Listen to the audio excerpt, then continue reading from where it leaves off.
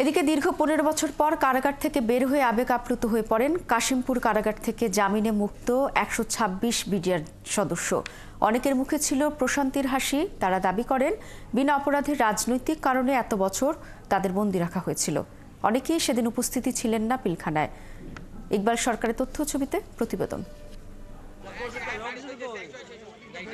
কাশিমপুর কারাগার থেকে পিলখানা বিদ্রোহে অভিযুক্তদের মুক্তি নিশ্চিত খবরে কারাগারের গেটে সকাল থেকে ভিড় করেন স্বজনরা। 16 বছর পর প্রিয়জনকে পেয়ে আবেগে আপ্লুত হয়ে পড়েন তারা। তো 16 বছর বাবাকে বা আরো বিডিআর আঙ্কেলদেরকে বিনা অপরাধে আটকে রেখেছে।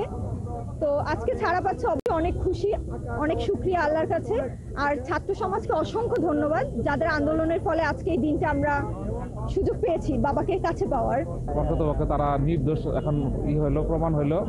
এই ফ্যাসিস্ট সরকার অবৈধভাবে তাকে আটকে রেখেছিল। ছাত্র জনতার এই দেশ স্বাধীন হওয়ার পরে তারা আজকে জামিনে মুক্ত হলো। আজকে আল্লাহ রহমত করছে আমাদের উপর। আমার বাবা ছাড়া পাচ্ছে, এই অনুভূতিটা অনেক ভালো। এটা ভাষায় প্রকাশ করা যায় না আসলে। কারা কর্তৃপক্ষ জানায়, মঙ্গলবার জামিনপ্রাপ্তদের নামের তালিকা প্রকাশ করা হয়। আর বুধবার রাতে তাদের জামিননামা কারাগারে পাঠানো হয়। পরে অভিযুক্তদের নাম, ঠিকানা ও নথি যাচাই বাছাই করার পর একে একে তাদের মুক্তি দেওয়া হয়। মুক্তির পর তারা জানান, বিনা অপরাধে তাদের শাস্তি পেতে হয়েছে।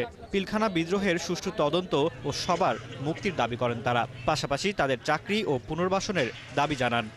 সরকারের কাছে আবেদন এইটাই যে এখনো যারা বন্দী আছে ভিতরে তাদেরকে তাড়াতাড়ি মুক্তি দেওয়া হোক, এবং যে মূল যে ঘটনা যে ঘটাইছে তাকে কঠিন শাস্তি পাবে দেওয়া হোক।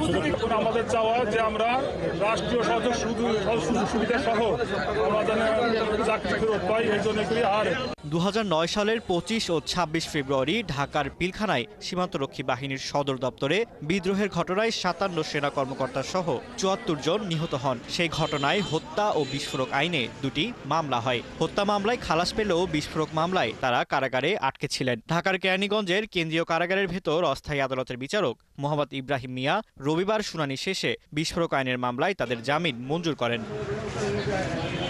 ফারদিন নীরব, 71।